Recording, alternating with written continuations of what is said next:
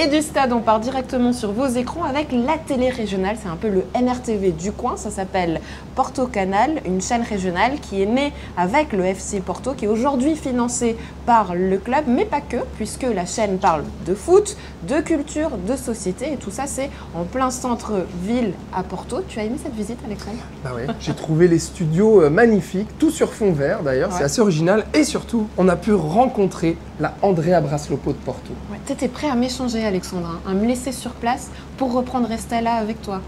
Écoute, je pense que les téléspectateurs seront juges, on les laisse regarder. O diretor artístico da Casa da Música diz que não consegue competir com os festivais de verão. Stella Machado, bom dia. Bonjour, merci beaucoup de nous recevoir ici à Porto Canal. Racontez-nous, quelle est l'histoire de cette chaîne?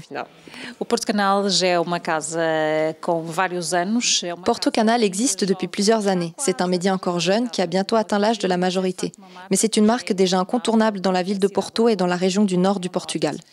Nous avons la volonté et la mission de couvrir l'information locale et régionale sans oublier la focale nationale. C'est une chaîne qui grandit sur la base de ses valeurs.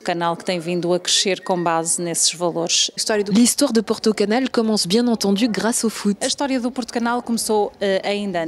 L'histoire de Porto Canal commence même avant cela. Il y avait une relation très proche avec le club du FC Porto, qui a d'ailleurs acquis la chaîne. Encore aujourd'hui, on accorde une grande importance à la retransmission des matchs, mais pas seulement, étant donné qu'on est aussi une chaîne d'information. C'est notre grand pari. On produit 3 heures de contenu chaque matin, plus d'1 heure l'après-midi et 1h30 le soir. Nos journaux sont tous diffusés en direct. Et nous sommes bien entendu toujours prêts à prendre l'antenne et à couvrir l'actualité à chaud. Il y a une partie de l'histoire dont j'aimerais qu'on discute, c'est le fait que le FC Porto a joué un grand rôle dans l'histoire du Portugal, et notamment durant la période de la dictature. Quel levier le club a eu au niveau politique? Le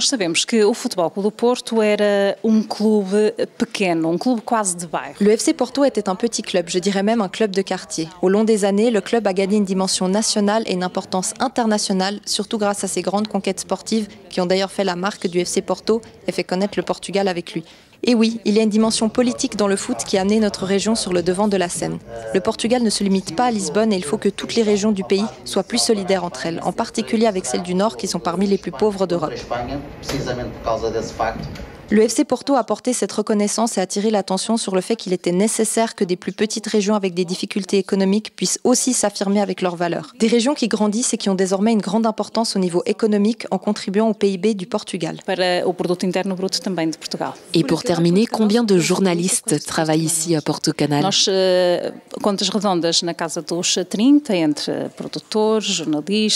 est environ une trentaine d'employés entre les producteurs, les journalistes et les responsables techniques que vous avez d'ailleurs pu rencontrer.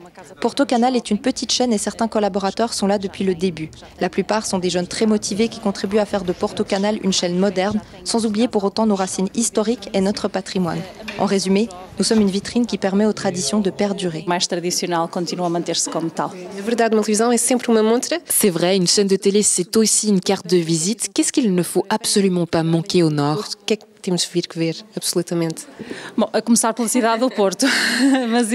Bien entendu, il faut commencer par la ville de Porto. Mais je dirais que toute la région du Nord est riche en tradition et en histoire. Et pour ceux qui aiment manger, je vais vous donner un petit tuyau, parce que le Portugal, c'est un pays où l'on mange très bien, et en particulier dans notre région.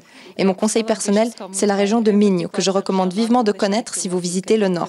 Trás-Montes, où l'on mange aussi très bien et où l'on rencontre des personnes qui en valent vraiment la peine. Stella Machado, muito obrigada e muito bom dia para si. Obrigada.